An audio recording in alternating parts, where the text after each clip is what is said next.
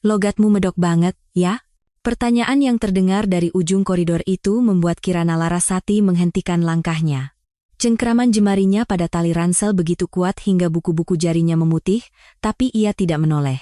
Udara Jakarta yang panas dan lembab di bulan November terasa menyesakkan paru-parunya.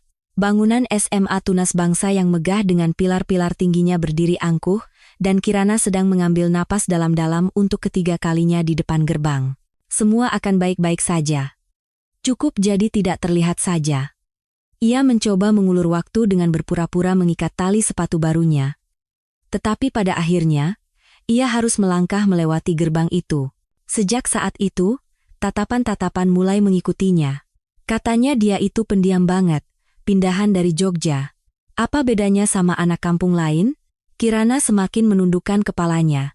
Namun, ia tidak bisa menghindari bisik-bisik yang berdengung di telinganya. Saat ia membuka pintu kelas, tatapan seluruh teman sekelasnya serempak tertuju padanya. Rasanya seperti ditelanjangi. Anak-anak, kita kedatangan teman baru, suara Ibu Ratna, wali kelas mereka, memenuhi ruangan. Namanya Kirana Larasati, dari Yogyakarta. Ayo, perkenalkan dirimu. Suara Kirana bergetar. Sugeng Enjang? Selamat pagi. Nama saya Kirana. Saat itu juga, tawa kecil meledak dari bangku belakang. Ngomong apa dia? Lucu banget logatnya. Tawa itu menyebar seperti wabah. Ibu Ratna hanya mengerutkan kening sejenak tetapi tidak memberikan teguran khusus. Saat itulah Kirana sadar. Di sini, aku hanyalah tontonan. Jam istirahat, Kirana duduk sendirian di pojok kantin. Ia membuka kotak bekal yang disiapkan ibunya subuh tadi dengan hati-hati. Begitu aroma gudeg dan krecek yang khas menyebar, astaga, bau apa ini? Seorang siswi berambut pirang di meja depan menutup hidungnya dan langsung berdiri. Bikin mual. Deh, itu makanan apa, sih? Baunya aneh banget. Buka jendela, dong. Tangan Kirana membeku. Jemarinya gemetar saat menutup kembali kotak bekalnya. Tanpa sempat menyuap sesendok pun, kotak bekal itu kembali masuk ke dalam tas. Hari itu, Kirana tidak makan apa-apa. Namun, sore itu, sesuatu yang lebih mengejutkan menantinya. Setelah pelajaran usai, saat hendak meninggalkan kelas, mata Kirana tertuju pada selembar kertas di mading. Pentas seni tahunan, penampilan pembuka piano, Kirana Larasati. Apa ini? Namanya tertulis jelas di sana, padahal ia tidak pernah mendaftar atau menyetujuinya. Saat hendak merobek kertas itu, suara Ibu Ratna terdengar dari belakangnya, membuatnya membeku. Kirana, Ibu dengar kamu bisa main piano, kan? Ibu ingin kamu mengisi acara pembuka. Sekolah punya harapan besar padamu. Tapi Bu, saya tidak pernah mendaftar. Oh, ya? Kalau begitu anggap saja Ibu yang mendaftarkanmu. Kesempatan seperti ini tidak datang dua kali. Kamu tidak akan menolaknya, kan? Nada bicaranya adalah sebuah perintah. Tidak ada pilihan lain. Di dalam bus Transjakarta yang membawanya pulang, Kirana menatap pemandangan kota yang berlalu lalang di luar jendela. Kalau ayah masih ada, apa yang akan beliau katakan?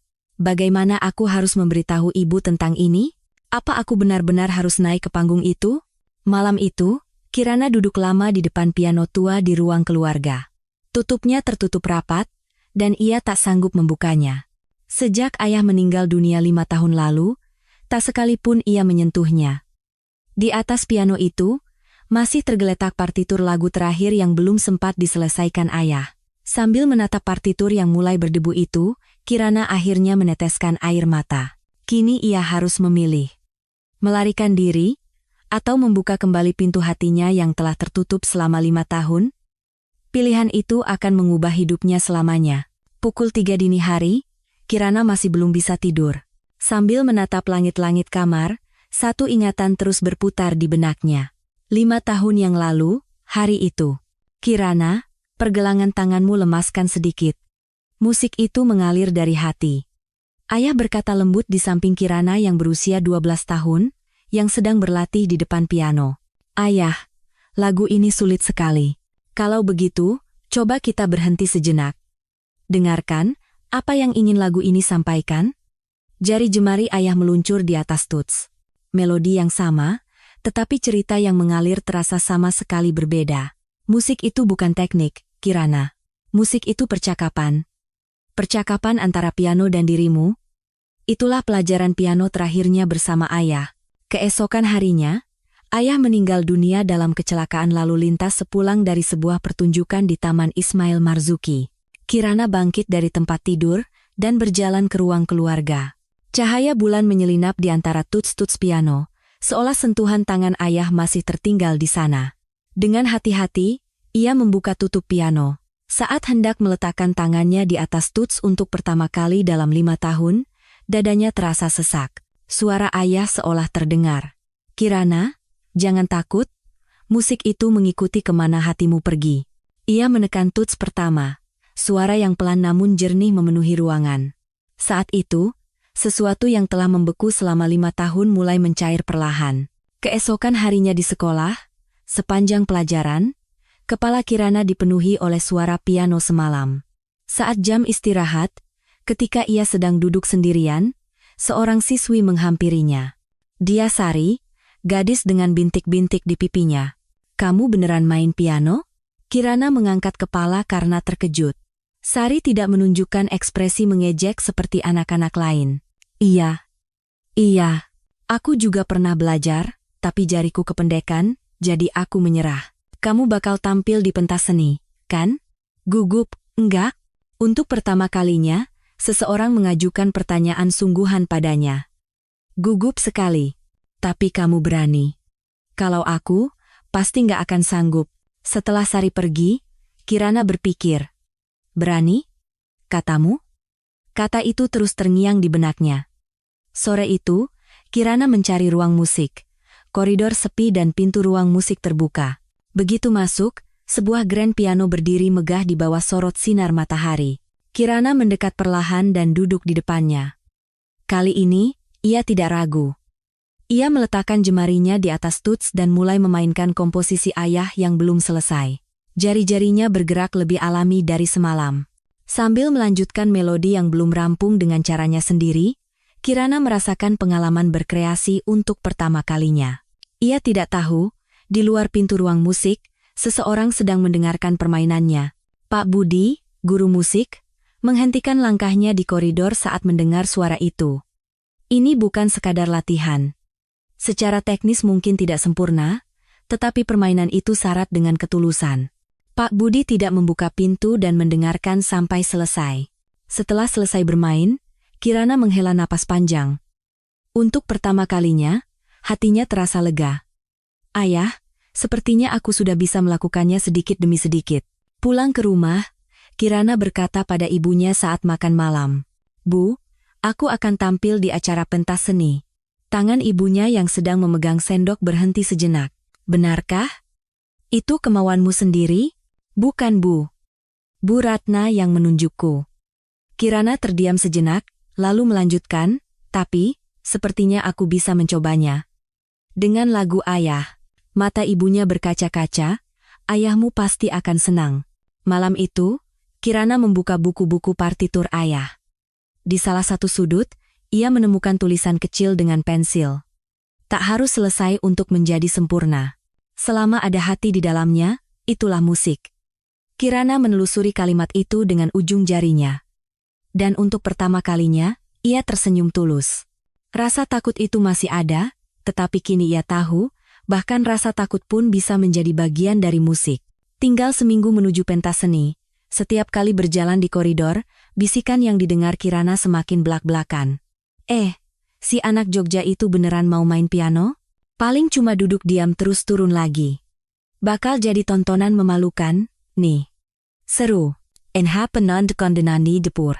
Kirana tidak lagi menanggapi ucapan-ucapan itu. Namun, di sudut hatinya, sebuah perasaan aneh mulai tumbuh.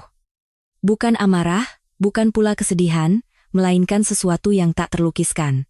Ini bukan penampilan yang aku inginkan. Tapi kenapa? Kenapa aku merasa begitu gugup? Anehnya, Kirana setiap hari mendatangi ruang musik. Ia memilih waktu saat tidak ada siapa-siapa, duduk sendirian di depan piano, dan perlahan-lahan menyelesaikan lagu ayah yang belum rampung. Terkadang ia mengubah melodinya, Di lain hari ia menambahkan bagian baru. Ia tidak pernah belajar komposisi, tetapi jemarinya seolah tahu kemana harus melangkah. Di dalam lagu itu, segalanya tercurah. Kerinduan pada ayah, kehangatan tangan ibu, hingga kecemasan dan kesepiannya sendiri. Sehari sebelum acara, gladi resik diadakan. Di aula, para siswa dan guru duduk berkumpul. Di atas panggung, para siswa silih berganti menampilkan bakat mereka. Tarian, vokal, sulap, semua penampilan mendapat tepuk tangan. Akhirnya, giliran Kirana. Kirana Larasati, silakan naik. Saat suara Ibu Ratna terdengar, bisik-bisik mulai terdengar dari berbagai sudut penonton. Akhirnya, penampilan legendaris. Siapin HP, momen ini nggak boleh dilewatkan. Kirana menaiki tangga panggung perlahan. Suara derit papan panggung terdengar di seluruh aula. Kursi penonton belum terisi separuhnya, tetapi ia sudah merasakan tatapan ratusan mata. Begitu duduk di depan piano, semua kebisingan lenyap. Suara tawa cekikikan dari belakang, suara kamera ponsel, semua tak terdengar lagi. Kirana memejamkan mata dan mengingat suara ayah. Kirana, ajak pianonya berbicara. Ikuti kata hatimu. Nada pertama mengalun. Suaranya pelan, tetapi merambat hingga ke seluruh sudut aula. Ini bukan permainan untuk menghindari kesalahan. Ini adalah permainan untuk menyampaikan sesuatu. Nada kedua, ketiga, dan suasana mulai berubah. Mulut para siswa yang tadi berbisik satu persatu terkatup. Kirana tidak lagi melihat partitur. Ia mengandalkan ingatan jemarinya, menyelesaikan lagu ayah dengan gayanya sendiri. Ketika permainan selama 5 menit itu berakhir, aula diliputi keheningan total. Tidak ada yang bertepuk tangan. Tidak ada yang bicara. Tapi keheningan itu bukan cemoohan. Itu adalah keheningan yang lahir dari keterkejutan dan kebingungan. Ibu Ratna berdiri, terpaku sejenak sebelum secara mekanis mencentang daftar periksanya. Beberapa siswa saling pandang dengan dahi berkerut. Apa-apaan ini? Anak itu ternyata sama sekali berbeda dari yang kita kira. Saat turun dari panggung, Kirana merasakan sesuatu telah berubah jauh di dalam hatinya. Besok, di panggung yang sesungguhnya, akan ada lebih banyak orang. Tapi kini ia tahu, ia punya cerita untuk disampaikan. Dalam perjalanan pulang, untuk pertama kalinya, Kirana berjalan dengan kepala tegak. Besok, aku akan benar-benar menceritakan kisahku. Pagi hari pentas seni, Kirana bangun 2 jam lebih awal dari biasanya. Di luar jendela, kabut tipis menyelimuti, tetapi anehnya, hatinya terasa jernih. Di kursi kamarnya, kemeja putih dan rok hitam yang telah disetrika rapi oleh ibunya tergeletak. Di sebelahnya, ada secarik catatan kecil. Kirana, hari ini, bisa berdiri di panggung saja sudah cukup. Ayah pasti ikut mendukung dari surga. Kamu akan selalu jadi kebanggaan ibu, dari ibumu yang menyayangimu. Membaca tulisan itu, dada Kirana terasa hangat. Perasaan yang membeku selama 5 tahun akhirnya mulai meleleh. Pukul 2 siang, Aula SMA Tunas Bangsa. Aula itu penuh sesak oleh orang-orang yang berkumpul untuk pentas seni. Siswa, guru, dan para orang tua, lebih dari 300 orang memenuhi kursi. Di ruang tunggu belakang panggung, Kirana duduk tenang sambil menautkan jemarinya. Siswa lain tampak gugup, terus berlatih atau saling menyemangati, tetapi hanya Kirana yang tampak tenang. Ia tidak lagi merasa takut. Suara riuh penonton yang terdengar dari balik panggung justru terasa menyenangkan. Sekarang, saatnya menceritakan kisahku. Pentas seni SMA Tunas Bangsa tahun 2024. Kita mulai. Suara lantang MC memenuhi aula. Penampilan pertama adalah permainan piano. Kirana Larasati. Kami persilakan naik ke atas panggung. Saat itu, bisik-bisik kembali terdengar. Dia yang pertama? Oh. Ini anak yang waktu gladi resik itu. Kan? Mainnya keren banget. Pantas saja dia pendiam. Kirana berdiri perlahan dan melangkah ke panggung. Setiap langkah membuat hatinya semakin mantap. Saat sorotan lampu menyorotnya, seluruh aula menahan napas. Kirana menatap ke arah penonton sekali. Ratusan wajah menatapnya. Tetapi kini mereka terlihat seperti audiens, bukan hakim. Di barisan paling belakang, ia melihat ibunya duduk sambil menangkupkan kedua tangan. Mata ibunya sudah berkaca-kaca. Duduk di depan piano, Kirana menarik napas dalam-dalam. Kemudian, untuk pertama kalinya, ia berbicara dengan suaranya sendiri ke mikrofon. Lagu yang akan saya mainkan hari ini adalah komposisi terakhir yang belum sempat diselesaikan oleh almarhum ayah saya. Judulnya, Kisah yang Tak Terucap. Aula menjadi sunyi senyap. Di dalam lagu ini, ada semua hal yang selama ini tidak bisa saya katakan. Kirana meletakkan kedua tangannya di atas tuts. Lalu ia memejamkan mata. Begitu nada pertama mengalun, keajaiban dimulai. Suara itu merambat ke setiap sudut aula, menyentuh 300 hati secara bersamaan. Ini bukan sekadar permainan piano, ini adalah pengakuan seorang gadis. Lagu yang dimulai dengan tempo lambat itu perlahan menjadi kaya akan emosi. Di bagian yang berisi kenangan bersama ayah, melodi yang manis dan penuh rindu mengalun. Di bagian yang berisi kesepian yang ia tanggung sendirian, melodi yang sendu namun tegar mengalir. Para penonton bahkan berhati-hati agar suara napas mereka tidak terdengar. Beberapa siswa meneteskan air mata. Seorang guru mengepalkan tangannya. Saat lagu melewati bagian tengah, senyum mereka di wajah Kirana. Kini, ia sepenuhnya bebas. Di saat tak ada seorang pun yang menilainya, ia bisa menjadi dirinya yang sejati. Di bagian akhir, lagu berubah menjadi penuh harapan. Melodi asli ayah berpadu dengan bagian baru ciptaan Kirana, membuat lagu yang belum selesai itu akhirnya menjadi utuh. Setelah nada terakhir selesai, aula hening selama 3 detik. Lalu, tepuk tangan membahana. Dari barisan paling belakang, ibunya berdiri dan mulai bertepuk tangan. Tepuk tangan itu segera menyebar ke seluruh penjuru. Tapi ini bukan tepuk tangan formalitas, ini adalah tepuk tangan terima kasih karena telah mendengarkan sebuah cerita. Standing ovation pun terjadi. Ada yang menyeka air mata, ada yang tersenyum cerah sambil bertepuk tangan. Kirana bangkit perlahan dan membungkuk. Baru saat itulah ia sadar bahwa ia sedang menangis. Tapi air mata itu bukan karena malu. Itu adalah kebebasan. Perasaan haru yang meluap karena ketulusan yang ia sembunyikan selama 5 tahun, bahkan seumur hidupnya, akhirnya sampai ke dunia. Setiap anak tangga yang ia turuni dari panggung terasa seperti jalan menuju dunia baru. Hari itu, Kirana Larasati bukan lagi siswi pindahan yang pendiam. Ia telah menjadi Kirana yang sesungguhnya, yang memiliki suaranya sendiri. Setelah pentas seni selesai, raut wajah orang-orang yang keluar dari aula tampak berbeda. Biasanya mereka akan keluar sambil bercanda ria, tetapi kali ini, yang ada adalah percakapan pelan, helaan napas dalam, dan ekspresi merenungi sisa-sisa emosi yang masih tertinggal. Permainan tadi itu, sungguhan, kan? Cuma aku atau kalian juga merinding? Ternyata lagunya punya cerita sedalam itu. Bisik-bisik di koridor kini bukan lagi cemoohan, melainkan kekaguman. Ibu Ratna kembali ke ruang guru dengan langkah berat. Duduk di mejanya, ia terdiam lama. Di kepalanya, permainan Kirana terus terngiang. Ya Tuhan, kesalahan besar apa yang hampir kulakukan? Ia harus mengakui dengan jujur alasannya menempatkan Kirana di panggung. Ia hanya menganggapnya sebagai simbol untuk menunjukkan keragaman sekolah. Asal tidak membuat kesalahan besar, sudah cukup. Dimulai dengan tenang, selesai dengan tenang, begitu pikirnya. Namun, saat mendengar permainannya, ia sadar betapa dingin dan bodohnya prasangkanya. Ia mengeluarkan lembar penilaian, mencentang kolom terbaik, dan menambahkan satu kalimat, "Saya belajar kembali apa arti musik yang sesungguhnya." Terima kasih. Di antara para siswa, angin perubahan juga mulai bertiup. Para siswa yang selama ini mengabaikan dan mengolok-olok Kirana satu persatu menghampirinya. Kirana. Saat jam istirahat, Fania, yang paling sering mengganggunya, menyapa dengan hati-hati. Penampilanmu kemarin? Hebat banget. Aku nggak tahu kalau kamu punya cerita seperti itu.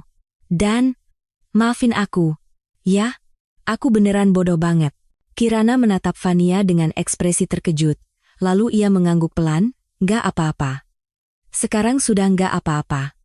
Dalam ucapannya, tidak ada dendam maupun kesombongan. Hanya ada pemahaman dan pengampunan.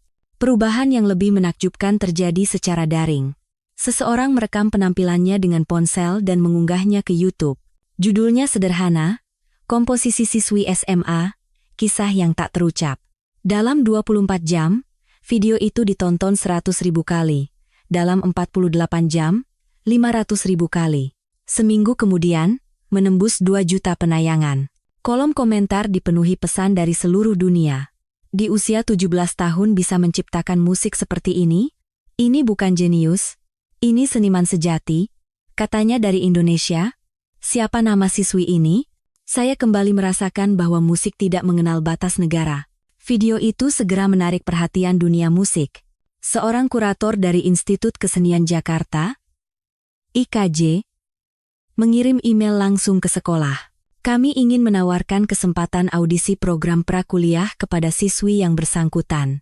Kami tidak bisa melewatkan siswa dengan kepekaan dan kemampuan komposisi seperti ini. Sebuah yayasan musik lokal juga menghubungi. Kami ingin menawarkan beasiswa penuh beserta kesempatan untuk mendapatkan pendidikan musik profesional. En creation bigazi, andara sanputandorole. Ancasterandore. Pak Budi, guru musik, mencetak semua email itu dan merapikannya dengan hati-hati. Ia lalu memanggil nama Kirana pelan. Kirana Larasati, kini, nama itu bukan lagi nama siswi pindahan yang asing. Malam itu, Kirana sedang makan malam bersama ibunya. Kirana, katanya banyak telepon dari sekolah ya? Iya Bu. Tapi, aku masih belum tahu harus bagaimana. Semua ini terasa seperti mimpi. Ibunya menggenggam tangan Kirana. Tidak apa-apa, pelan-pelan saja memikirkannya. Tapi satu hal yang pasti. That's the now. Ainglastake. Apa itu, Bu? Bahwa kamu sekarang tidak perlu lagi bersembunyi. Musikmu, ceritamu, malam itu, Kirana menulis di buku hariannya. Mulai hari ini, aku bukan lagi orang yang memiliki kisah yang tak terucap. Aku telah menjadi orang yang bisa menceritakan sebuah kisah. Dan aku tahu, ada orang-orang yang ingin mendengarkan kisah itu. Di luar jendela, hujan pertama di akhir musim kemarau mulai turun. Namun, hati Kirana terasa lebih hangat dari kapanpun. Perubahan ini baru saja dimulai. 2 minggu telah berlalu sejak pentas seni. Kirana di sekolah telah berubah total. Saat berjalan di koridor, teman-temannya menyapa lebih dulu. Saat makan siang, banyak yang ingin duduk bersamanya. Namun, ada satu hal yang masih membingungkan Kirana. Ia tidak yakin apakah perhatian dan kesempatan yang datang tiba-tiba ini benar-benar untuk dirinya yang sejati. Maka, pada suatu Sabtu sore, saat hendak membantu ibunya di toko kelontong, ia mengambil sebuah keputusan. Di sebuah gang kecil dekat toko, matanya tertuju pada sebuah ruang serbaguna komplek yang pintunya terbuka. Di dalamnya, ada sebuah piano tua yang tampak tidak terawat. Oh, piano itu? Ibu Margaret, pemilik warung di sebelahnya, tersenyum. Kadang-kadang ada saja orang lewat yang iseng memainkannya. Mainkan saja, tidak apa-apa. Kirana ragu-ragu. Tetapi sesuatu dari lubuk hatinya berbisik. Kali ini, coba mainkan di tempat yang tak seorang pun tahu, benar-benar karena keinginanmu sendiri. Ia masuk dengan hati-hati, dan duduk di depan piano. Beberapa tutsnya macet, nadanya pun tidak pas. Tapi anehnya, itu justru membuatnya lebih nyaman.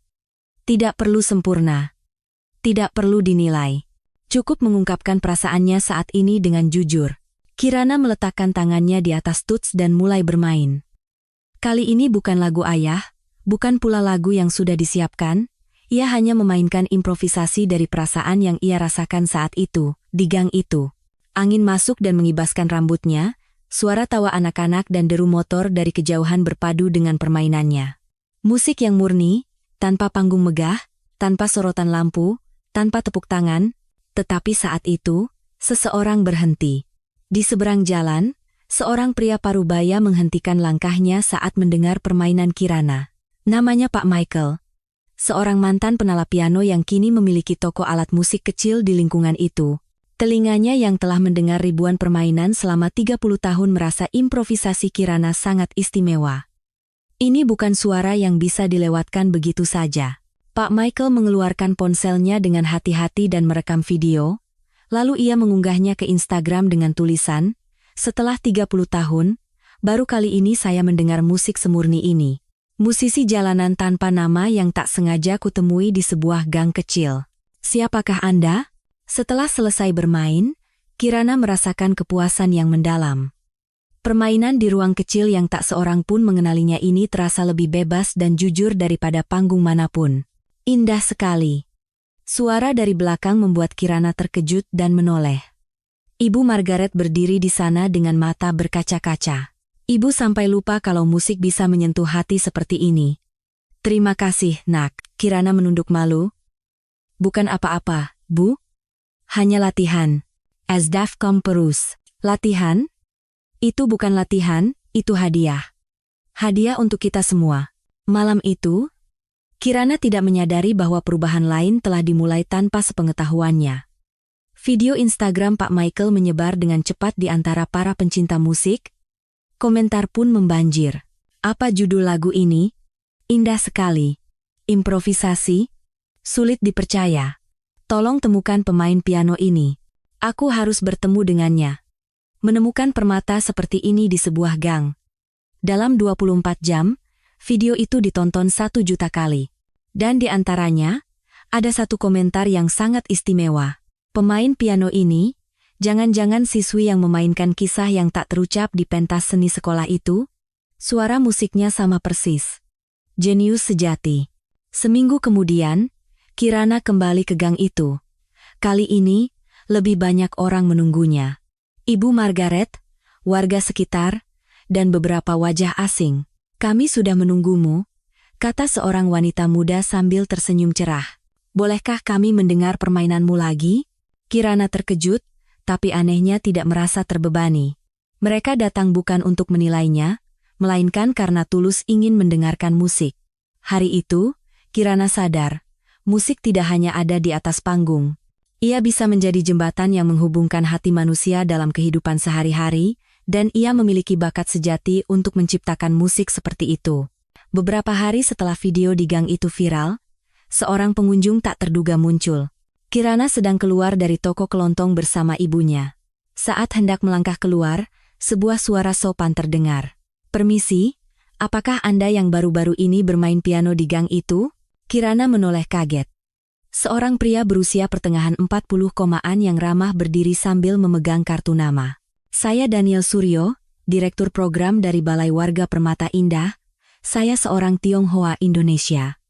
Saya sangat terharu melihat video itu. Ia melanjutkan dengan hati-hati, minggu depan, di Balai Warga kami akan ada acara konser berbagi musik. Ini adalah acara di mana warga dengan berbagai latar belakang berkumpul untuk berbagi cerita melalui musik. Apakah Anda bersedia untuk berpartisipasi? Tentu saja, ini bukan paksaan. Kirana terdiam sejenak. Ibunya meletakkan tangan di bahu Kirana dan berkata pelan, "Bisakah Anda memberinya waktu? Biar anak saya yang memutuskan." Kembali ke rumah, Kirana berpikir selama beberapa hari. Pentas seni sekolah adalah panggung yang terpaksa ia naiki. Permainan di gang adalah sesuatu yang ia lakukan saat mengira tidak ada siapa-siapa. Tapi kali ini berbeda. Ini adalah panggung yang harus ia pilih sendiri. Apa aku sudah siap? Apa yang orang harapkan dariku? Bagaimana kalau aku mengecewakan mereka? Namun, semakin ia berpikir, sebuah suara kecil terdengar dari sudut hatinya. Kali ini, tidak ada yang memaksamu. Kali ini, kamu melakukannya karena benar-benar ingin. Pada malam ketiga, Kirana membuat keputusan. Ia menelepon Daniel Suryo. "Selamat malam, Pak. Saya Kirana." "Kirana, terima kasih sudah menelepon. Saya ingin berpartisipasi. Tapi ada syaratnya." "Tentu, silakan katakan." "Saya ingin merancang panggung saya sendiri. Dari pemilihan lagu sampai urutan, semuanya." Daniel terdengar terkejut sejenak, tapi kemudian menjawab dengan suara ceria. "Tentu saja. Justru itu yang kami inginkan. Seseorang yang menceritakan kisah yang tulus." Entan. Enkuendan. Hari pertunjukan, Balai Warga Permata Indah. Tempat itu bukan aula konser yang megah. Hanya ruang sederhana berkapasitas 200 kursi, dihiasi spanduk buatan tangan dan poster sponsor dari toko-toko lokal. Penontonnya pun bukan orang-orang berjas mahal. Ada nenek dan kakek dari komplek, pasangan muda, keluarga yang membawa anak-anak mereka. Mereka adalah tetangga. Kirana duduk di kursi kecil di belakang panggung. Ia tidak memakai gaun, tidak juga aksesori khusus. Berikutnya adalah panggung tanpa undangan dari Kirana Larasati. Mendengar pengantar MC, Kirana berdiri perlahan dan melangkah ke panggung. Saat lampu menyala, ia berdiri di depan mikrofon. "Selamat malam, saya Kirana." Tepuk tangan hangat menyambutnya. Judul lagu yang akan saya mainkan malam ini adalah Panggung Tanpa Undangan. Ini lagu yang saya ciptakan sendiri. Kirana mengambil napas sejenak, lalu melanjutkan, "Lagu ini untuk semua momen dalam hidup ketika kita merasa tidak diundang. Tapi akhirnya saya sadar, panggung terpenting bukanlah yang membutuhkan izin dari orang lain, melainkan yang kita ciptakan dengan keberanian kita sendiri." Para penonton mengangguk pelan. Banyak dari mereka pernah merasakan hal yang sama. Kirana duduk di depan piano dan memejamkan mata. Nada pertama mengalun. Lagu ini berisi seluruh emosi Kirana. Awalnya dimulai dengan melodi yang ragu dan cemas, namun perlahan berubah menjadi alunan yang penuh keyakinan. Di bagian tengah, terselip emosi bebas dari permainan improvisasinya di gang, dan diakhiri dengan penutup yang tegas dan penuh harapan. Ketika lagu selesai, penonton terdiam sejenak.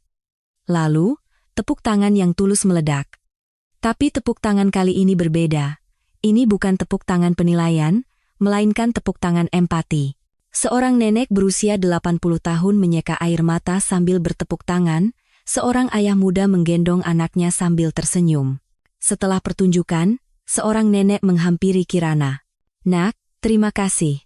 Nenek jadi teringat perasaan saat meninggalkan kampung halaman 60 tahun lalu. Dulu nenek juga ingin naik panggung, tapi tidak punya keberanian. "Melihatmu, nenek jadi menyesal." Kirana menggelengkan kepala. "Tidak, Nek. Tidak ada kata terlambat. Panggung itu ada di sini." Kirana menunjuk dadanya sendiri.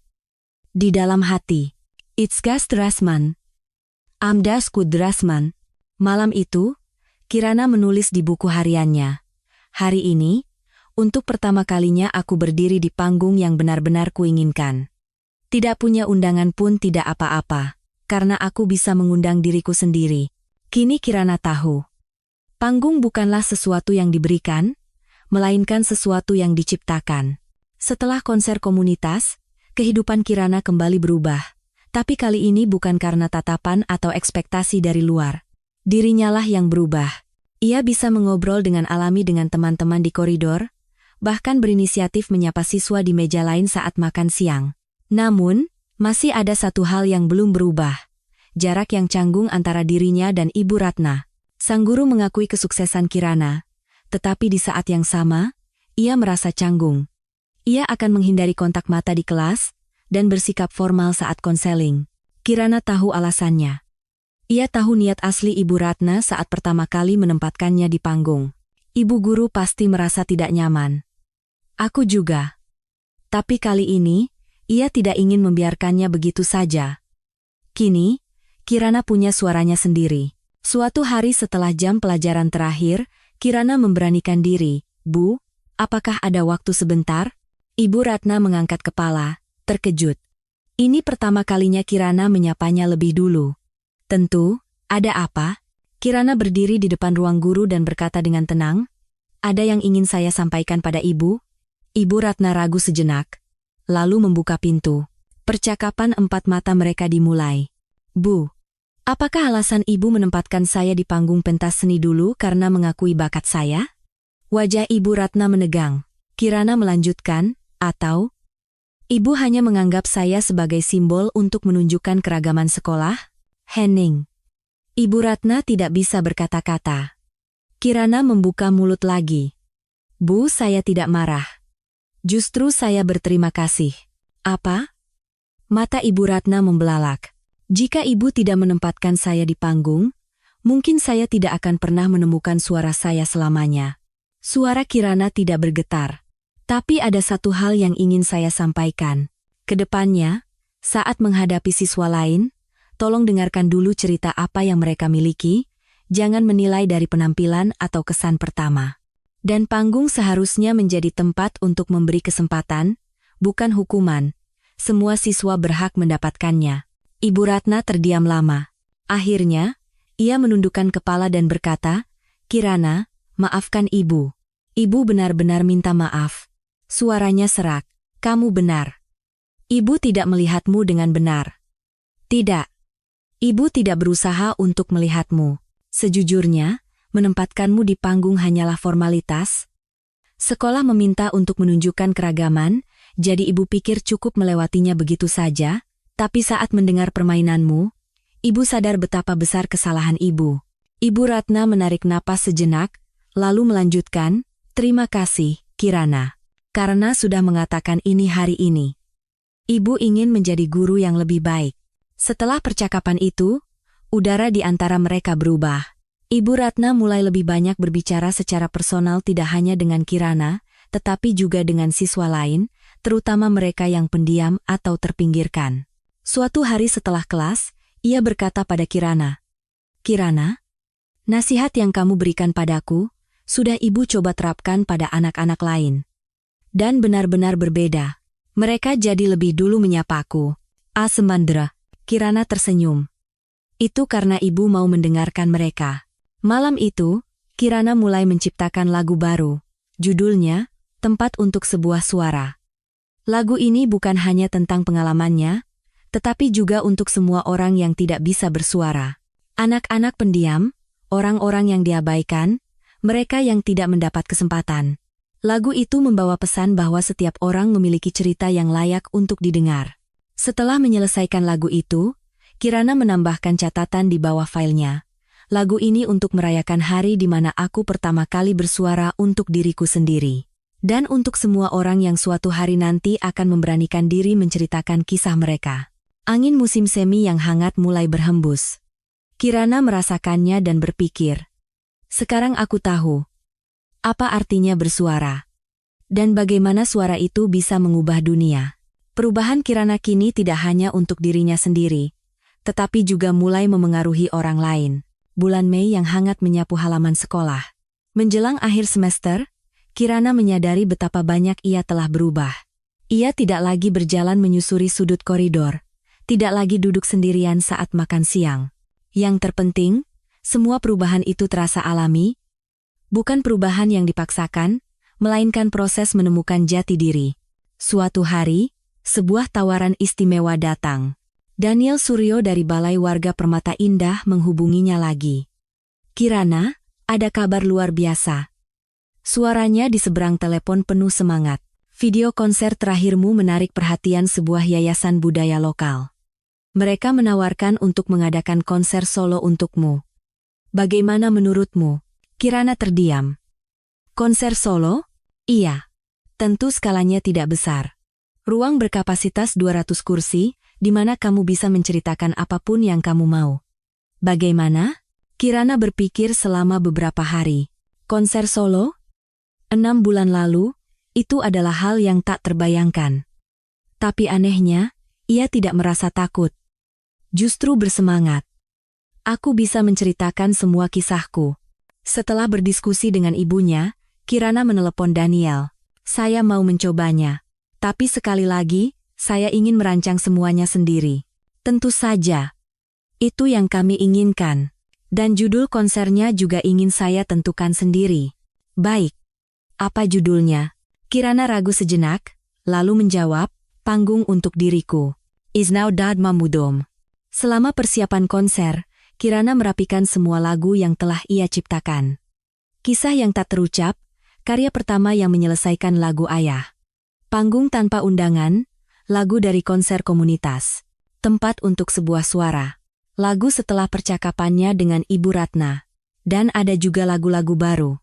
Terakhir, ia mulai menciptakan sebuah lagu baru untuk menjadi penutup konser. Judulnya, Hari Itu, Aku Adalah Aku. Hari konser. 27 Mei. Balai Warga Permata Indah dipenuhi cahaya hangat. Di kursi penonton, duduk berbagai macam orang. Teman-teman sekolah, Ibu Ratna dan Pak Budi, Ibu Margaret dari gang kecil, dan di barisan paling depan, ibunya duduk dengan senyum cerah.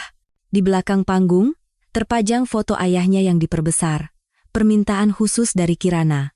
Hari ini, ayah juga ikut bermain. Konser dimulai. Kirana naik ke panggung dan berdiri di depan mikrofon. Penampilannya sama sekali berbeda dari 6 bulan lalu. Tegas, percaya diri, namun tetap rendah hati. Selamat malam, saya Kirana Larasati. Tepuk tangan hangat menyambutnya. Judul konser malam ini adalah Panggung untuk Diriku. Tapi ini bukan panggung hanya untuk saya sendiri.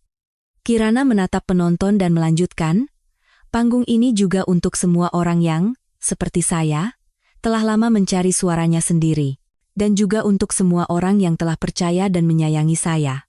Malam ini, saya akan menceritakan kisah saya kepada Anda. Waktu-waktu yang hening, saat-saat yang menakutkan, dan proses akhirnya menemukan suara. Konser berdurasi 90 menit dimulai.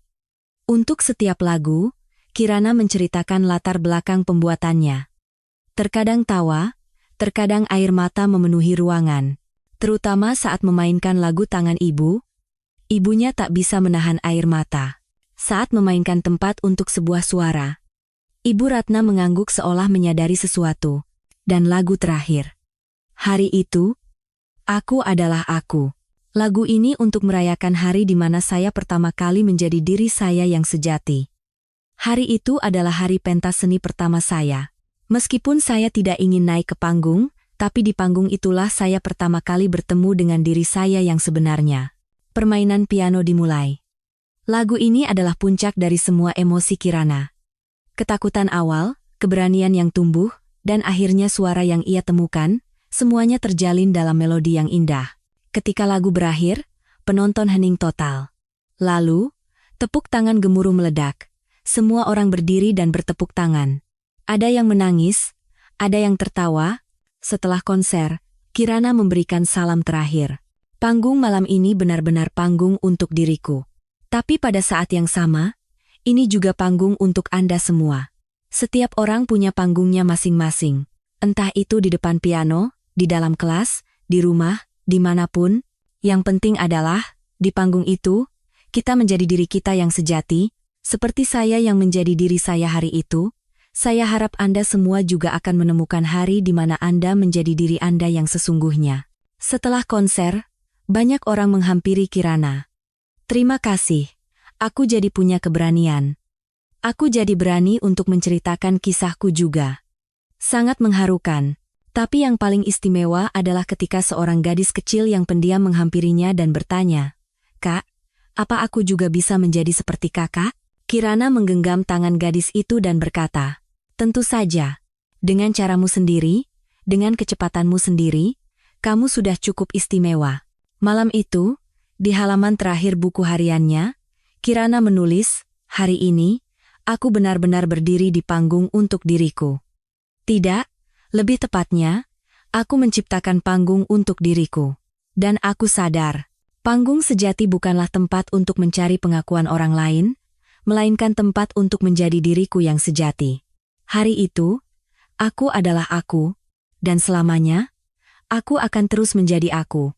Di luar jendela, bintang-bintang berkelip terang, dan hati Kirana pun bersinar seperti bintang-bintang itu.